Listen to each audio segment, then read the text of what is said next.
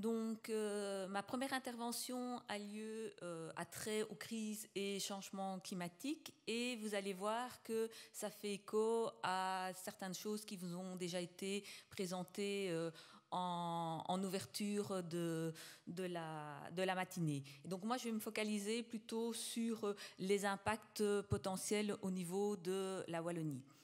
Donc, ce sera en 3 points. D'abord, en guise de préambule, qui aurait pu être en fait une conclusion. C'est des points d'intention qu'on a peu déjà retirés et qui sont à garder à l'esprit. On aura vraiment voire trop rapidement, les effets potentiels des changements structurels de la mobilité touristique. Et puis, on s'intéressera à 2 focus sur le Covid-19 et les changements climatiques.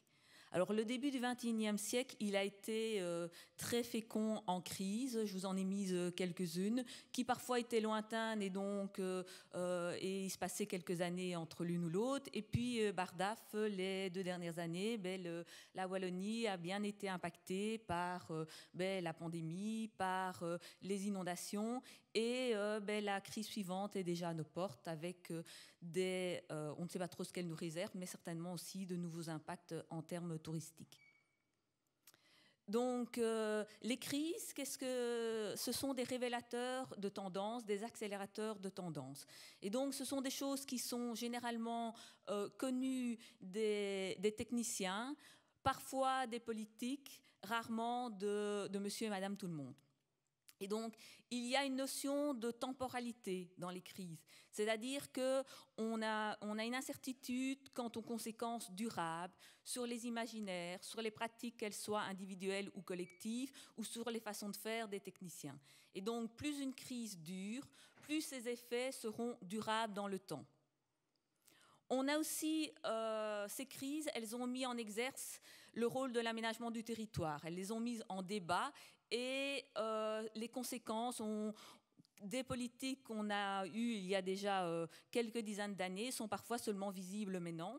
Mais il faut aussi avoir à l'esprit que ce qu'on prend comme décision aujourd'hui, ça va façonner nos territoires pour les années à venir, avec des incertitudes toujours de plus en plus grandes sur quel sera l'avenir. Il faut aussi garder à l'esprit, c'est que on ne revient jamais au monde d'avant une crise. Et donc, on parle souvent qu'il faut penser au monde d'après, mais il faut surtout apprendre à vivre avec ces crises et donc garder en mémoire ces effets. Donc, on n'a pas du tout de culture de crise en Wallonie. Des exemples dans d'autres régions. Il y a quelques des petites villes qui ont ce genre de choses, mais c'est savoir simplement une échelle qui vous passez tous les jours devant et vous voyez qu'en telle année, telle zone a été inondée à telle hauteur. Donc, il faut aussi faire attention qu'on ne recule pas sur certaines normes sociales, environnementales et climatiques, et que des arbitrages devront être faits en termes de moyens. Et alors, j'avais repris, ça fait écho au titre de la première présentation, c'était « Penser et penser l'impensable dans nos pratiques d'aménagement ». Donc, les effets potentiels des changements structurels de la mobilité. Donc, le système touristique, on peut le schématiser en 5 étapes. La demande et l'orientation des flux qui vont déterminer les volumes de fréquentation en Wallonie, l'offre effective et puis les pratiques touristiques. Donc, il est reconnu au jour d'aujourd'hui qu'il y a 6 grands changements, qui soient sanitaires, sociotechniques, environnementaux, qui sont susceptibles d'influencer le tourisme à plus ou moins long terme. Donc, tout ce qui est les crises sanitaires, tout ce qui est la transition énergétique, les changements climatiques, les changements démographiques et l'évolution des représentations. Et vous avez chaque fois les différents impacts, enfin les différentes parties du système qui peuvent être impactées. Un petit exemple, c'est la transition énergétique. On va par exemple vers une réduction du rayon de balayage, donc en gros on va moins loin puisque les coûts énergétiques sont importants. Et si on met ça, par exemple, avec la transition numérique, où on a toute une série d'outils, de balades connectées, de réalité augmentée, qui sont très bien, mais qui ont une consommation énergétique qui va un peu à contresens d'une transition énergétique. Et si on met ça en relation avec l'évolution des représentations, ben, on a le devoir de voyager qui est remis en question. Donc depuis 1936 et les congés payés, on se doit de voyager. Ben, on remet un peu ça en question. Et comme on a déjà signalé aussi, ben, la honte de prendre l'avion qui met ça aussi en perspective. Donc les focus. Le premier focus, il est essentiellement basé sur une expertise qu'on a réalisée sur les territoires post-Covid et pour la Wallonie. Et la Wallonie, elle a eu en termes touristiques une chance.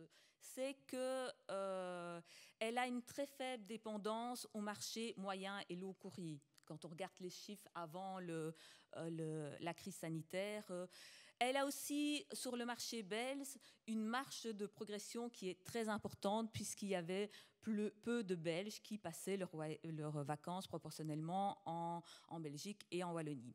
Et ensuite, elle ne dépend pas d'un tourisme urbain comme d'autres grandes destinations.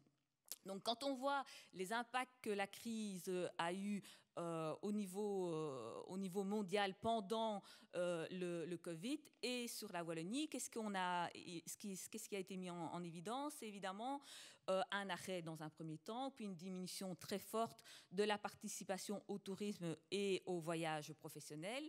Il y avait une orientation des flux qui était, on voyageait nettement plus près de chez soi.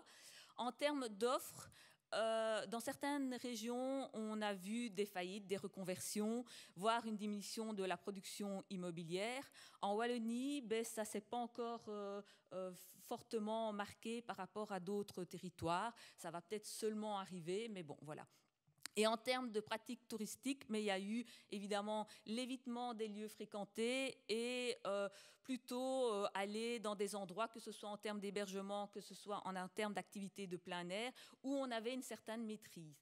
Donc, je vous laisserai, comme les PowerPoints seront mis à disposition, vous aurez l'occasion de lire des petites phrases. Mais ce que je voulais peut-être souligner, le dernier point, c'est que on a mis en évidence le besoin de nature en termes de santé mentale et santé physique. Et si cette nature, on ne la rencontre pas au niveau de son logement, de son village, de sa ville, eh bien, on va progressivement aller voir plus loin. Et c'est le phénomène qu'on a connu des Hauts-de-Fanes qui, après, comme elle débordait elle-même, ça fait tache d'huile, et qu'on a connu dans toute cette région-ci de fréquentation. Et donc, ceci s'était mis sous forme de questions, mais pour ne pas déborder sur le temps, c'est des éléments de réflexion, je vous laisserai y réfléchir par vous-même. Et donc, il y a une petite erreur sur le slide, on n'est pas en pré, mais en post-Covid. Donc, les changements structurels, c'est une grande difficulté pour une partie du secteur du maïs, mais pas tout le secteur du maïs, donc plutôt les foires, salons et congrès, avec l'avènement de la visioconférence. On voit que on reprend petit à petit quand même les congrès, voire les salons, mais c'est sans doute ceux qui avaient un public très international qui risquent de ne pas reprendre à la même échelle. Et au niveau wallon, c'était déjà des infrastructures qui vivotaient parce qu'il y en a un peu trop sur le territoire par rapport à ce qu'on peut accueillir. En termes de mobilité touristique, les questions qui se posent, c'est quelle partie des touristes vont reprendre leurs habitudes de séjour long à l'étranger et quelle partie va au contraire rester et être fidélisée sur le territoire. Et donc là, on voit qu'en termes de résidence secondaire, en termes de gîtes, on est plutôt en termes d'investissement, donc on se dit que ça pourrait durer si les gens investissent. On a aussi un autre point qui est est-ce qu'on va garder ce besoin accru de nature et d'espace? Sans doute, parce que c'était quelque chose qui était déjà une tendance qui était pré-Covid, mais avec toute une série de problématiques qui est l'encadrement de ces flux dans des espaces. Et donc, cet été, et il y a des communes qui ont dû réagir assez rapidement que pour pouvoir encadrer ce nouveau public qui ne connaît pas toujours les codes de promenade. Et dernier point, c'était le renouveau urbain et le fait du staycation, donc de rester en vacances, enfin d'aller en vacances en restant chez soi. Ça ne peut se passer, c'est que si on est bien chez soi. Donc, l'avoir un appartement, un logement de qualité, entouré d'espaces verts de qualité, avec une mixité de fonctions, eh bien, ça nourrit cette pratique touristique et ça peut aussi permettre d'avoir un certain renouveau du tourisme urbain. Donc, le dernier point, c'est les changements climatiques et notamment les zones inondables. Eh bien, c'est une problématique qui est bien ancienne en Wallonie. Si vous vous souvenez, Stéphanie a montré qu'en Wallonie, c'était le fond de vallée qui était utilisé par les campings, et ça depuis très très très longtemps, et le modèle des 4S qui en parlait. On s'y intéresse depuis en fait la directive européenne inondation de 2007, qui a été traduite de différentes façons en Wallonie. Donc vous avez ce que le CGT avait mis en place avec de grandes difficultés de mise en œuvre. Et en 2013, dans le cadre d'une recherche qui s'intitulait Tourisme et changement climatique, on avait réalisé une enquête auprès d'acteurs de l'hébergement touristique, et on se rendait compte en fait qu'en 2013, les changements climatiques, ça ne leur parlait pas du tout. Donc ils ne se sentaient pas du tout concernés, ils ne voyaient pas ce qu'ils devaient réaliser comme changement. Et donc, ce qui fait, c'est qu'au jour d'aujourd'hui, sur 288 campings, il y en a toujours 206 qui sont partiellement en zone inondable et 130 qui sont partiellement en zone rouge, et donc pour lesquels il va falloir trouver des solutions. Donc, les changements climatiques, on a évidemment les effets directs qui sont connus sur les températures, sur les précipitations, sur les événements extrêmes. Donc, globalement, en Wallonie, en termes de précipitations, on va garder le même type de précipitations, sauf qu'elles ne vont pas avoir une même répartition au cours de l'année. Et donc, ce qui est un peu paradoxal, c'est qu'on va plutôt sur des périodes de sécheresse, mais avec parfois des événements extrêmes qui pourront donner des inondations. Il y a aussi des effets indirects en termes paysagers, en termes de disponibilité de l'eau, en termes de couverture neigeuse, soit tous des points qui sont en une grosse partie de la ressource ou des ressources du tourisme wallon, et aussi en termes de santé. On l'oublie, on l'a déjà oublié, mais juste avant le début de la pandémie, l'été précédent, on a eu une canicule et une surmortalité liée à cette canicule. Alors les conséquences sur le secteur du tourisme, il y a des conséquences spatiales et temporelles, donc une redistribution possible des atouts. Donc on a dit hausse du coût du transport, donc plutôt, ça favorise plutôt le tourisme de proximité. Les changements, donc le sud de l'Europe risque de devenir en fait trop chaud, trop sec, et une partie du tourisme risque de s'en détourner et d'avoir une certaine remontée vers l'Europe du Nord, donc à tout profit pour nous. Et il y a aussi des conséquences en termes de tourisme social à avoir une adaptation de l'offre. Au niveau temporel, c'est une croissance possible de l'intersaisonnalité.